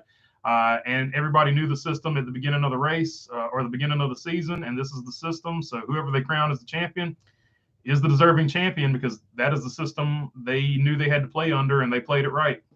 Now, it's not a traditional champion, but it is the real champion. Jimmy Johnson knew how to points race like no other. Terry Labonte and Matt Kenseth could do it too, but not like Jimmy. Yeah, and Jimmy and Chad's strategy was totally different than everybody else's. They wouldn't necessarily points race the first half of the year. They would basically get one win, and then they would R&D for the last 10 races, and that's how he became such a good champion, and nobody else really studied that model, or they didn't figure out that model in time, and they just had the best strategy for that particular chase, and that's why NASCAR got rid of the chase and went to the playoffs in 2014 or whenever they started that. If yesterday's Xfinity race was boring, and it was, then today's Cup race will be even worse. Oh, don't tell me that, Mark Kirby. I can't sit as long as it's not.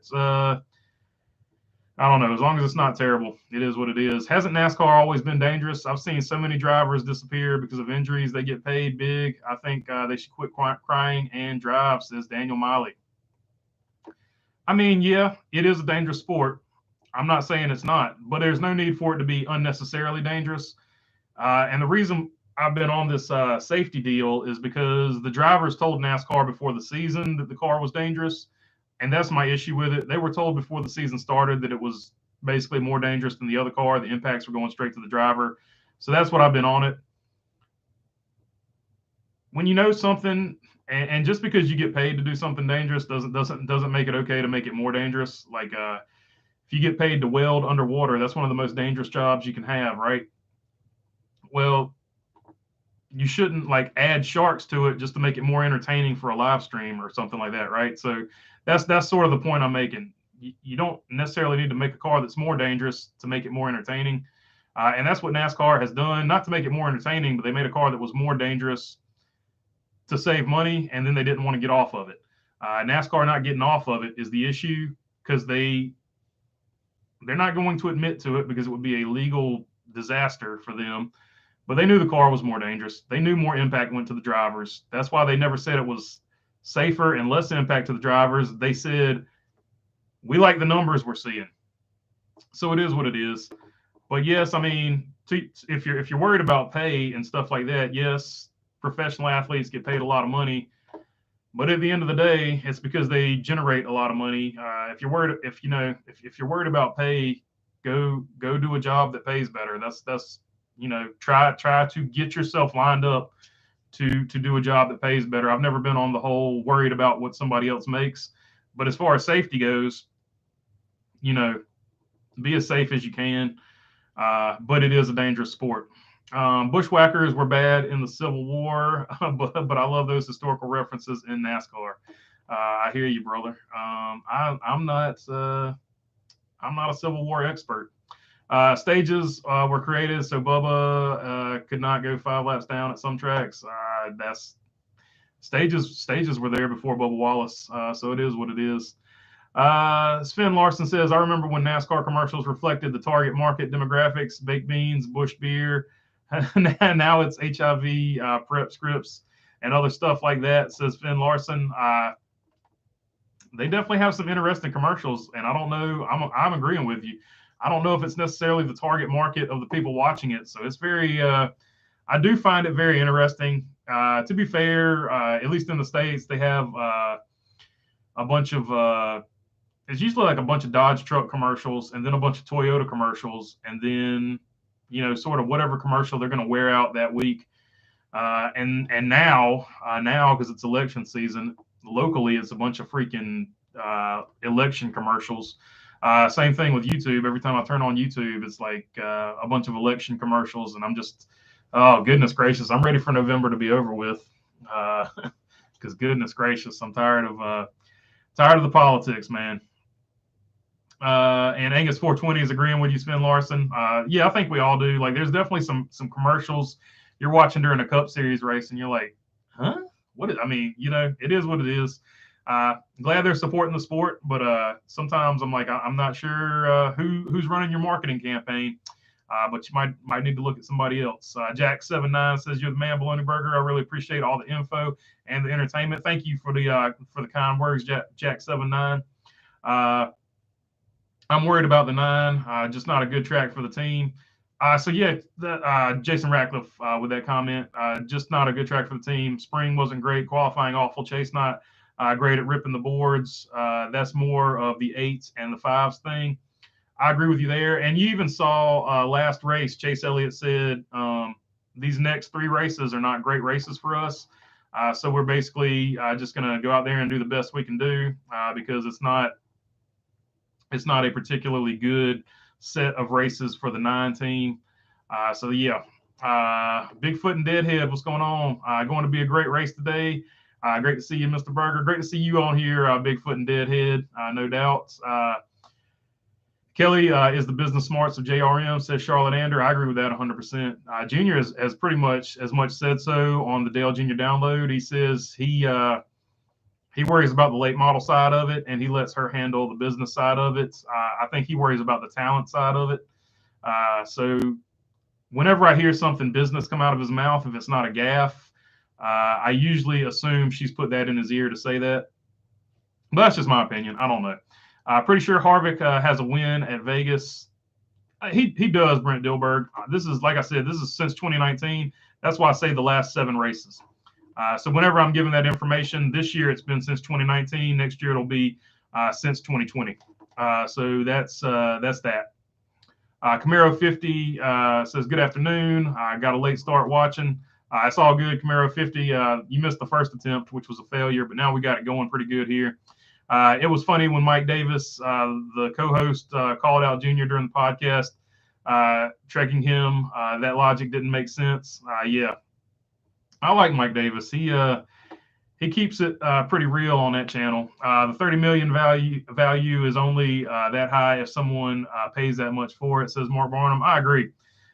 You gotta, with these charters, you gotta be smart about them. Like, you gotta find the right guy that'll sell at the right price. Kind of like what Trackhouse did with Ganassi. NASCAR will never gain the target market they are going after, says Finn Larson. I agree with you, man. And here's the problem with NASCAR. They have ignored the fans that got them this far, and they went after fans that didn't really care to begin with. And now they're in this weird situation where they're continuing to market toward people that don't care, and they're continuing to ignore the people that are actually watching the races. And if they don't remedy that by showing some love over here to the people that watch the races, they're going to be in an even worse situation than they are now. And to put on top of that, now the owners are mad because they're not getting a slice of the TV money, or a big enough slice of the TV pie. And the drivers are mad because the car is not safe. So you've got 2 potential strikes coming from 2 different angles, and you've got an unsafe car that is getting a lot of bad press. NASCAR is in a real storm right now that starts with an S, a 4-letter word that starts with an S, followed by storm. Brent Dilberg, what really stinks for the Dinger is it wasn't his fault. 2 loose tires is crappy. Yeah, I mean, that's the way it goes. The playoffs are a lot of pressure, and pressure does a lot of things to a lot of people. The car just plain sucks. It definitely needs some modifications. They've got to make it so where when you get behind the car, the aero doesn't mess with you so bad like it does now. And for short tracks, they've got to take all that underneath body work. They got to take all that crap off because it's not working on the short tracks. Let's see. Who thinks Briscoe can pull off the impossible championship? He did with Phoenix earlier. If it makes it there, maybe a threat. I think you're good or bad luck for the playoffs. I don't know what the odds are for Chase Briscoe to win, but I definitely wouldn't count him out because he, like I was talking about earlier, he is one of those guys that will go for it every race. So if he gets on a hot streak, we've seen guys like Tyler Reddick and all them get on a hot streak. If Chase Briscoe gets on a hot streak, he could be the guy that, upsets the playoffs, or however you want to say it. I don't know. I don't see the playoffs as being upset, because when you have one race to decide the champion between 4 drivers, how can it possibly be an upset? It's an upset that he made it to the round of 8, I guess, because nobody was picking him to do that, myself included. But it is what it is. So he's upset it so far. If he can get to the final 4, it wouldn't surprise me if he won at all. I don't know says, I hope you're having a great day, man. This season has just been a roller coaster. I agree with you. Sven Larson says, too bad NASCAR France era is gone. Yeah, that's a good point, Sven. Who would have ever thought we would look back at the Brian France era and be like, those were the good old days compared to this? And of course, the other France era, the Bill France Jr., that was probably the golden era. Brent Dilberg, haven't fixed the tires either. Yeah. It's trying to stay positive. That's all I can say. Jason Ratcliffe said, I used to run 5 miles every morning. Now I just run to the coffee pot.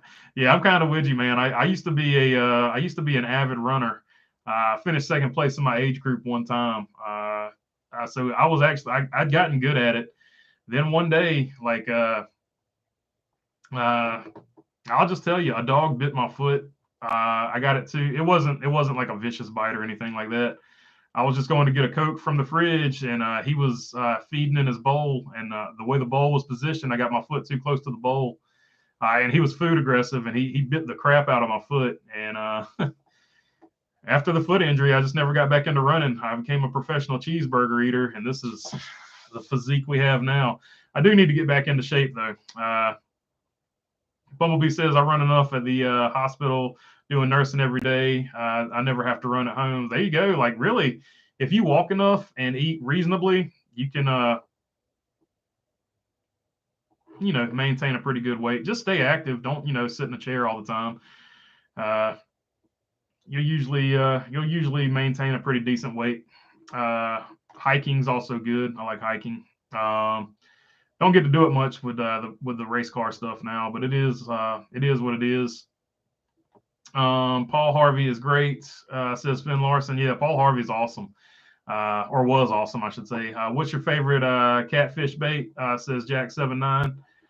Man, I don't know. I just I use the fake worms. I never really got into the whole bait thing. To be totally honest, not going to be like real popular, but cat food kind of frowned upon by certain government agencies. But if you throw a bunch of cat food in the water and then throw your worm out there, magic happens. So it is what it is.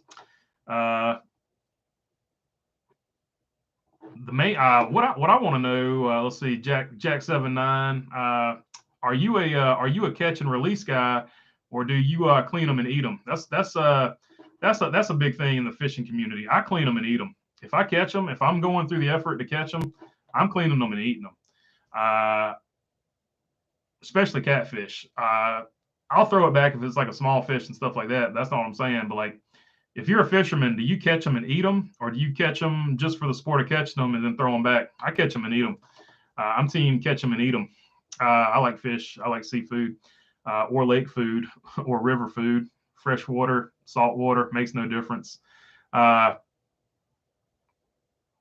Brent Dilberg, this might be one of my favorite quotes. She wears 2 pieces, but she's a pretty good driver. There you go, Brent Dilberg.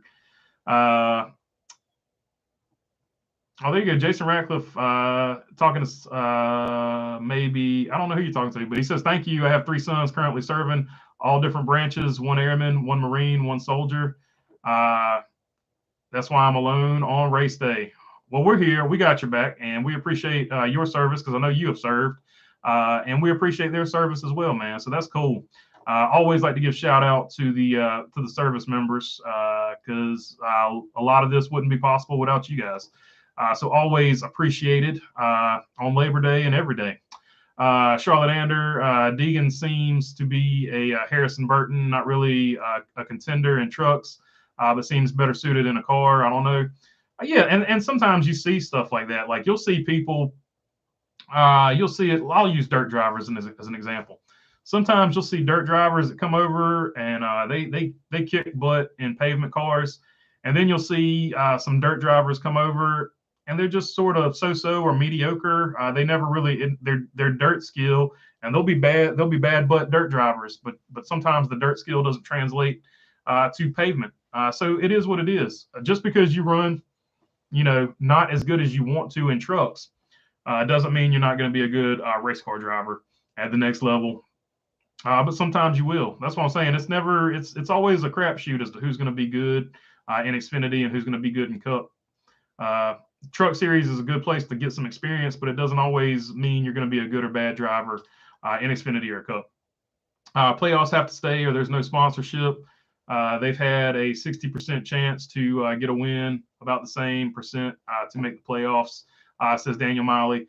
Yeah, I don't think the playoffs are going anywhere, but I think they can be tweaked and amended to make them a little bit more entertaining. The only issue with that is the reason I say it needs to be tweaked is not because I hate the playoffs, but it needs to be tweaked because if you look at the viewership of the playoffs, it has gone down and down and down. It's a gimmick, and a gimmick has a short shelf life, so they need to tweak it again or change it again.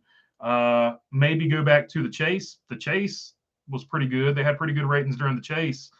And there is an argument to go back to full season points because F1 is the fastest growing motorsport, and they have, they're growing the fastest. They have season long points. And if you look historically at the best numbers NASCAR has ever had, you get the same thing where you wouldn't have to necessarily, as far as selling sponsorship, you're going to sell the last 10 races because they're going to be the ones that are watched the most. So you just sell the last 10 races as the ones you watch the most, and you just find a way to do that. That's why I'm saying if you go back to the chase, the regular chase, where it was still cumulative points, but you just had to qualify for it. If 16 drivers had to qualify for the chase and then you did cumulative points from there, I think that would be a better system than we currently have because it would – not everybody would be happy, but not everybody would be mad. That's what you call a compromise. So I think the old school chase that Jimmy Johnson won a bunch of titles in would be the best thing to go back to. I'll see. Robert Mark says Farmers Rule. I was a country boy, a real cowboy. Once rounded up 14 escaped cows on a quad. I had them running right down the road and even made a left-hand stop at a left-hand turn at a stop sign. So there you go. That's cool. Let's see. There's lag in the chat. There's no lag in the chat. Let me just, sorry, I just skipped a bunch of people, but I scrolled down to the bottom. BB, look at my avatar. There's a 6-second lag. I should say that. BB, look at my avatar, 49.5 pound flathead I caught 3 weeks ago. So there you go. Catch and release unless someone else wants it, says Daniel Miley. So there you go. So far, we're 2 for 2 from where I've scrolled down to at this point. Are you going to the LA Clash at the Coliseum next year or a West Coast swing anytime soon? So my plans are to go to Daytona and then tentatively go to Daytona, and I will do the West Coast swing next year. I'm getting some stuff organized and in order to do that. So yes, I do plan on doing the West Coast swing. I'm going to miss probably the LA Clash though. One, because it's in LA, and two, because it would be really difficult for the way I'm going to do this to go to LA and then be back in Daytona and still have content coming up.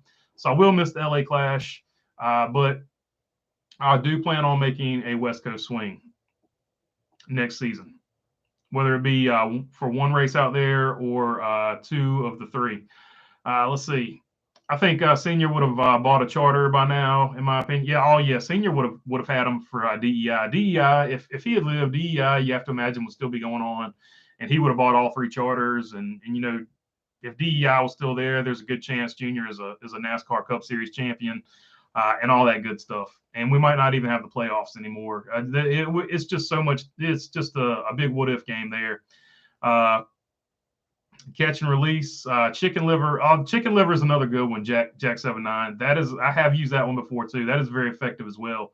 Wrapped in pantyhose on a treble hook is the way to go. My buddy put me onto that. I was not aware of the chicken liver deal, but that's a good point. Chicken liver is a good one.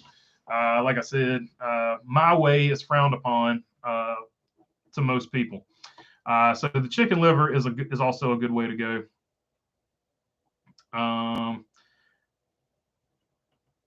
Jason Ratcliffe says that was my problem with the driver safety complaints. Assumption of risk versus competition, regardless, should always be safe as possible and never go backwards. Yeah, that's where I stand on it too. Yeah, they get paid more than anybody should ever get paid to drive a race car. I'm not arguing that, but it's because, you know, they bring that much money in, so the team owners are willing to pay them that. I don't necessarily worry about that, but you should never go backwards in safety, and that's where I'm at. They have made a mistake in the design of this car. It wasn't intentional, but they were made aware of it by the drivers, and then they didn't do anything about it. And I've got a serious problem with that because Brian France, because of when he took over, the Dale Earnhardt thing was still fresh. He was always Johnny on the spot with safety.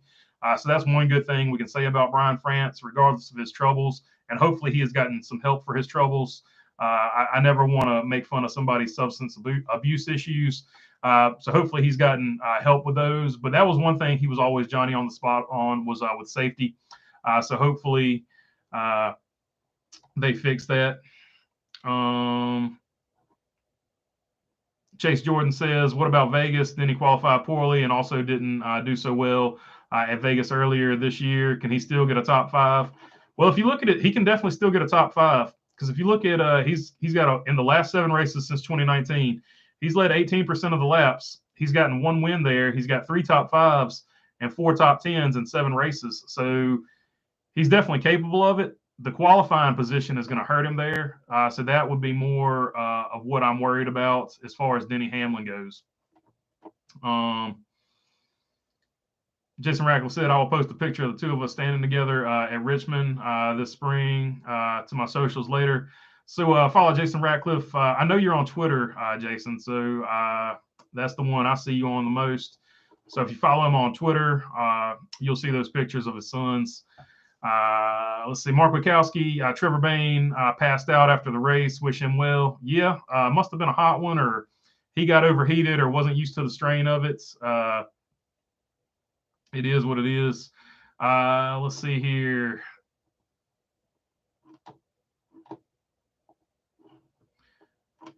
There you go, stupid roofer. Appreciate the help there. Let's see, Mark Wachowski Sr. would have been president of NASCAR, and things would be different for sure. I don't know about president of NASCAR, but he has so much sway. He could have got things accomplished that other people couldn't have got accomplished. But I agree with you. If he lives, there's just a lot of different stuff that happens. We might not necessarily get the safety push that we have today. There's just so much. There's so many angles that would be different. But yeah, I agree. Things would definitely be different. OJ and Toothpaste, do you have any pets? I did. He passed on about 5 years ago, and I haven't re-upped. But I had a American Terrier. We affectionately call them pit bulls over here. So his name was Rocky, and he was a really cool dog. Got him when he was probably 2 years old. The other owner couldn't keep him, so I definitely got him because of that. And he was as good as good as a dog as you can ever have. But I have not haven't had the heart to replace him. So that's where I stand on that. But I've had a bunch of mutts. Before him, it was just a bunch of mutts, and I called him a mutt too because he wasn't 100%. I like mutts, so that's my go-to.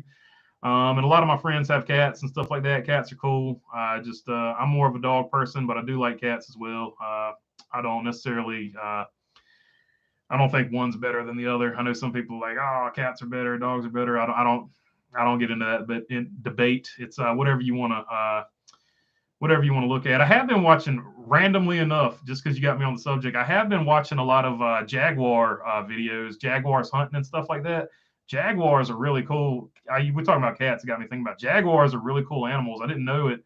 I'm learning a bunch of facts about them. They actually hunt crocodiles, and they can hold their breath underwater for 20 minutes or more, which means they can stay underwater longer than a dolphin. How about that? Like, a jaguar can stay underwater longer than a dolphin. That's probably the most insane fact I've ever heard in my entire life. And they hunt alligators, and they used to be in the prehistoric times, they used to be 400 pounds, and they would hunt bigger animals, but because human beings poached all the bigger herbivore animals that they ate, because they poached all them down, jaguars have actually shrunk. And because of the territory they live in now, it's mostly a lot of water, wetland areas. They adapted and they can hold their breath for 20 minutes underwater. So there's your baloney burger facts of the day. Jaguars are really freaking cool. Makes me respect the Jacksonville Jaguars mascot choice a lot more. Jason Ratcliffe still got to run, catch the Jets versus Packers a little before the race. I know the Jets will stink, but been a fan since I was 5 years old when my grandma got me a Namath helmet. Well, look, man, your boy Zach Wilson got him a win the other day, so stick in there. It'll be good. Let's see. Mark Wachowski, always have a pit boxer mix. Great dogs. Stupid Roofer with the F in the chat. I appreciate it for respect. I'll always have a pit boxer mix. Charlotte Ander, F in the chat for respect. I appreciate it. Yeah, I like boxers too. Boxers are really cool. They have a lot of personality. Boxers are just funny. I just like their funny looking faces. Probably if I got another dog, I would get like a French Terrier, I think they're called. A French Bulldog, French Terrier, whatever they're called. I think they're pretty cool. I like them. They got a lot of spunk, a lot of energy. Not quite as much attitude as a Dachshund, or whatever you call them. It could be because Trevor Bayne was tired, which I can't blame him. Because honestly, as Vegas is very, very tiresome at the end of the race, you're not going to be the same energy you'll be. Yep. And this, folks, is a tangent. Yeah, sorry, got off on the what was I talking about? Jaguar tangent. Gonna wrap it up here in just a couple of minutes. I'm starting to get loopy. Talk about random stuff. Do you think Dodge will come back as the fourth manufacturer? Maybe. NASCAR is gonna have to clean it up. Like I said, NASCAR's got all these problems. They're probably not going to get a fourth manufacturer until they handle all these problems. The TV money first. Then they're going to have to handle the driver safety, which I think they've probably at least, I don't know if they've totally sold the drivers on it from what I've heard. But if they handle the driver safety and the slice of the money that the team owners are getting, I think that'll fix it. So until those are fixed, you're not going to see them. You're not going to see a fourth manufacturer, but it'll either be Dodge or Honda. I can tell you that. The best guy on YouTube doing NASCAR videos, it's not even close. Most of the others are too young and uneducated on the history of the sport. It's like NASCAR started in the mid 2000s for them. Says Mike Hill, thanks. But that's the era they grew up in. I'm not going to knock them for that. They're very knowledgeable about their era, and they do their thing for their age group and younger. So I'm giving them respect for that. They're very good and very passionate about what they do. I don't want to knock them, but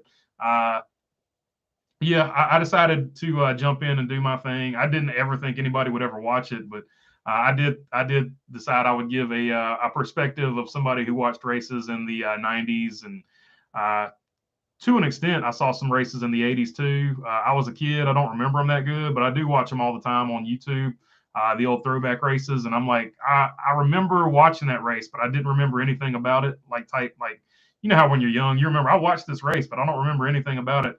I like to go back and watch those races from when I was younger and get a better appreciation. Because you watch a race when you're 8 years old, you see it one way. You watch a race when you're an adult, you see it a different way. So it is what it is. Damn, sorry to hear about your dog passing. I don't blame you for not getting another pet. Seems like you really like. Yeah, he was the man. Like I loved him. Old Rock. He was the man. Let's see. Do you think Bell makes the Final Four? I think he's got a great chance. 2 pit bulls here. Doggy is about to pass, 14 years young. Oh, he had a good life, or she had a good life. Stupid Roofer. Yeah, Christopher Bell's got a good chance of making it. These tracks line up for Christopher Bell. These last 4 tracks line up really good for him. So I don't even think it would be a surprise if Christopher Bell made it. Like I said, just put T-Bane in the 18. Put Smith in the 19, and keep the 54 as your all-star car. And you got a Bang, Bada Boom, really good lineup. Bada Bing, Bada Boom, really good lineup for JGR. Yeah, I mean, Toyota's got so many so many. I don't know. Toyota's got so much talent; they can put whoever they want to. Mike Hill is completely right. Says OJ and toothpaste. I got 4 kitties just dropping into say peace. Yeah, humans ate everything they can find. You need superpowers not to be eaten. Says Greg Brown. Yeah, the Jaguar, interesting. Like I never knew about it. It just really interested me. I don't know how I got on watching Jaguar videos, but I did, and they're pretty cool. So now you have to hear about it quickly, at least. I got 7 goldfish. They get big enough to become catfish bait. LOL, says Mark Barnum. Mark Wikowski says, have a good weekend, folks. Enjoyed the show. See y'all later. The Iceberg does a great job with throwback stuff. Stupid Roofer said, yeah, for sure. Iceberg is really good. He does he's one of the best channels. If you're not watching his channel, you're missing out. He does a great job. E-Step covers the news. He does a great job with that. Danny B does good throwback stuff too. And Black Flags Matter. He does a mix of stuff, but I like his videos too. His videos are always good as well. Let's see. Charlie Anderson says, same with watching old races. I'll remember the calls, but not the race. Yeah, it's crazy what you pick up when you rewatch a race. It's pretty amazing. I'm always surprised, and it'll always bring back like a random memory. And sometimes it'll just be the commercials, because sometimes some of those channels will leave some of the old commercials in there, and I'm like, daggum, I forgot all about that old commercial, or I forgot that product even existed, or you'll see somebody pick up like an old telephone with like the spinny dial on it. That some people don't even know what the heck I'm talking about, but you'll just see all kinds of crazy stuff, and you're like, oh my God, I forgot all about that. So it's pretty cool. I hate to say it, but I think that Kyle Busch will be the spoiler today. I think there's a good chance. You never count out the hometown guy. And especially a motivated Kyle Busch, because you know he wants to win it for his brother. What's your reaction to the Kurt Busch press conference? Sorry, I joined in late. Says OJ and toothpaste too. Well, I think it stinks. I'm just going to be totally honest about it. I hate that his career was cut short because of this new car. With that being said, he did have a 20-year career. Really great race car driver. I'm just going to be positive about it. I hate that he didn't get to go out the way he wanted to go out, but he also had a great career, and hopefully he's having vestibular problems. His eyes, like he'll look, and then it takes a second for his eye to go over there. So that's the issue right now. So hopefully he'll get that figured out, and he'll be able to get a few more races part-time in and finish it out and at least have a farewell so he can say goodbye to some of the fans while he's still driving a race car. But if that doesn't happen, that's okay too. I hate the way it ended. But he had a great career, so I'll celebrate all the success he had, because very few people have a 20-year career in anything, much less motorsports. I've been surprised with how good Sammy Smith has been this year. Sammy Smith's the man. Like I said, I've watched him. He ran super late models while we were running late models. That kid's got a lot of talent. He has been this year in Xfinity and Joe Gibbs 18. He's done better than I expected in making his part-time starts. Only made a few mistakes. Yeah, so that's one of the guys, like as late model guys, when we saw Sammy Smith get called up to ARCA and all that stuff, we're like, yeah, that guy's going to be good. And there's some other guys too, but you'll see them coming. I think Corey Haim's going to be another guy like that. And I would keep my eye on a guy named Landon Pimbleton. He won the Martinsville race at either 15 or 16 years old, the biggest late model race you can win. He's got a really smooth driving style. He's had some really good finishes in ARCA, so be on the lookout for him as well. Also a friend of the show, so I have a massive bias there, just to be totally honest. Ricky Bobby saying the S-Pace Lord, my mother, my new jam. Says Finn Larson. So yeah, let's see. Oh my God, is Realtree Dale Senior commercial? Where's he going? Where's he think he's going? I got you. Yep. Yeah, those old commercials. So the ones, and we're talking about the old commercials in NASCAR now. The one I remember, those old Toyota Sponsifier commercials. I'd forgotten about those. I guess they brought Sponsifier back this year. So I've seen a bunch of the old Sponsifier commercials. I don't know if you guys remember. Who doesn't love the old Denny Hamlin deal? That was one I'd forgotten about. And then the Gillette Young Guns, those commercials were all good too. Stupid Roofer says rotary phone and 22 for the win. So there we go. Joey Logano is a good pick. By the numbers, Joey Logano is your pick, by the way. Leon's Automotive. I got to go back to Atlanta in 2001 spring. That was some great racing. Junior, Jarrett, Gordon, Nadu, Harvick running flat out for the win. At the end was exhilarating. Yeah, that was, and also one of the best finishes of all time. That's one that you still see on the highlight reels. I want Custer to get a top 10, please. I'm begging for the 20th time. Again, it's all good. Niners Nation, there you go. I hope he gets healthy enough to run his street race he wants. Me too. He really wants to run that Chicago race. So hopefully he will get to run that. Heim, going to DGR next year when they change to Tonka's Toyotas for sure. He's got a good chance. I think he's going to show something there when he gets a nice full season underneath of him. What do you think of Robbie Gordon doing burnouts with Kevin Harvick at Montreal, Canada? I think it was 2007 or 08. I think that was pretty cool, man. Because Robbie Gordon won the race and Harvick won the Xfinity Championship, I think. So that was definitely really cool. Really good moment for RCR. So of course I liked it. Spark plug commercials were funny. The guys in the engine. LOL. I do remember that one. The Young Guns are all retired now, says Charlotte Ander. Yep.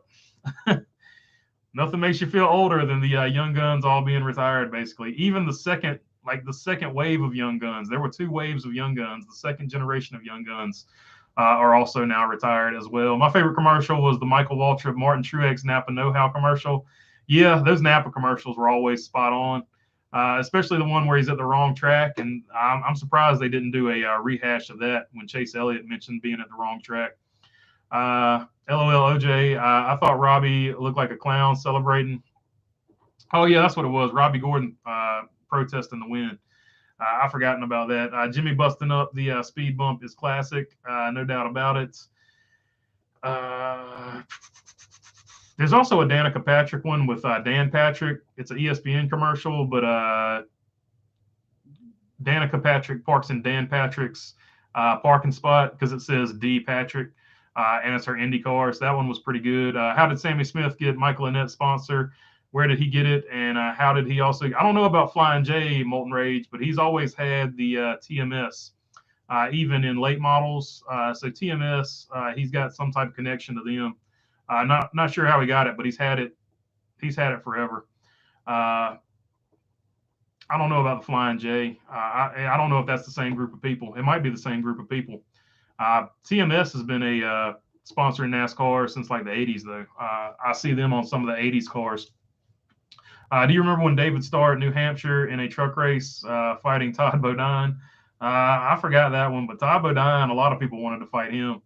Roofer of the ESPN, Jimmy Johnson, and the Jackhammer. Yeah, it was a ESPN commercial too. That's what made me think of the Danica Patrick one. So yeah, those were definitely good ones. Getting rid of the speed bumps because he hated them. Oh no, he definitely has a Pilot Flying J. He's been running it as a sponsor in the 18 this year and in ARCA. So he has a sponsor. Yeah, he's got that. But TMS he also has. So I'm thinking they're probably connected somehow, but I'm not sure how he got them. But he's been running TMS since he was in late model. I remember the Daytona, I think, where Richard barrel rolled down the front stretch like 23 times. Oh yeah, man, that was a good one too. I remember that race, and then he took off a chunk of the fence too in that one, if I'm not mistaken. What did you think of Jeff Gordon and Brad Keselowski's fight at Texas? It was pretty weak. It wasn't much to it. Brad Keselowski is sort of uncoordinated, and Jeff Gordon never really wants to fight. So that was I was surprised that those two went at it, but it was funny. It was more than anything else. Stupid Roofer says, you betcha, Leon's Automotive. So there you go. And with that, I am going to call it a day. Enjoy the race at Las Vegas. It was fun as always. You guys are all awesome. So I'm going to call it here. Thanks for your time. Peace.